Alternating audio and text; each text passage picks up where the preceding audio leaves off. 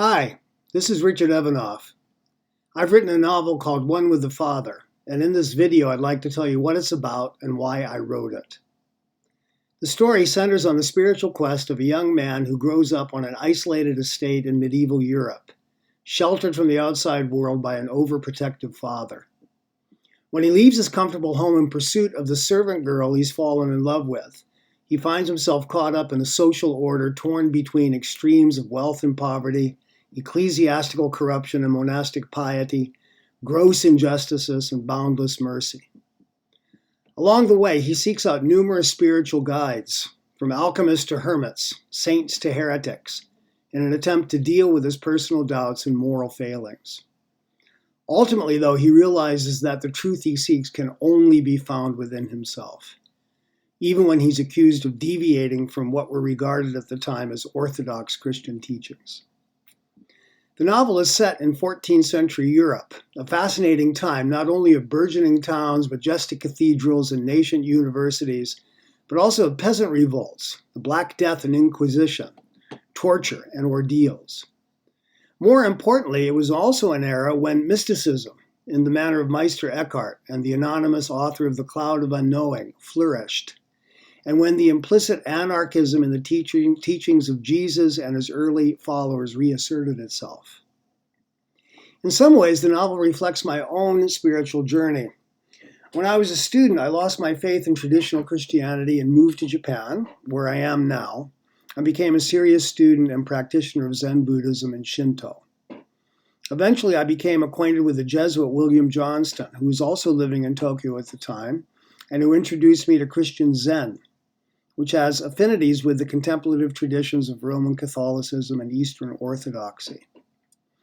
Rather than convert to a different religion, however, or become spiritual but not religious, I decided to reconnect with my Protestant Lutheran background and bring my meditation practice with me.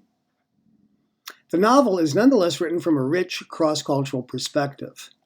It attempts to point out the tremendous diversity within the Christian tradition, while also incorporating insights from Asian and Native American spirituality, all in the context of what I hope is a fast-paced narrative with an engaging plot. There has been what I regard as an unhealthy backlash against all forms of what is called cultural appropriation, when it seems, in fact, that there is a lot that can be learned from other traditions as part of our common human heritage. My own opinion is that the mystical strands in all faiths have a great deal to say to modern people. On the one hand, I feel a great deal of sympathy for militant atheists such as Richard Dawkins, who see fundamentalist interpretations of Christianity as being antiquated and inconsistent with the modern scientific worldview. On the other, I think it may also be possible to reinterpret the Christian tradition in ways that focus more on direct spiritual experience, rather than on outmoded religious dogmas. As Anselm said, theology is faith seeking understanding. To be a genuine science, how we understand our experience must always be fallible. The church is not where we go to be told the answers, but a place to search for them, sharing our discoveries with each other as a community of inquirers.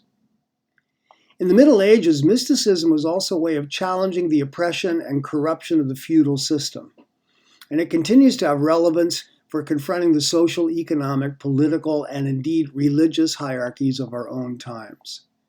The Christian anarchist Leo Tolstoy took the title of his book, The Kingdom of God is Within You, from a saying of Jesus in the Gospel of Luke. If God is no longer thought of as a transcendent, supernatural miracle worker, but as an immanent force that acts within and through us to transform both ourselves and the world, then it may be possible for us both to confront our own shortcomings and to overcome social injustice.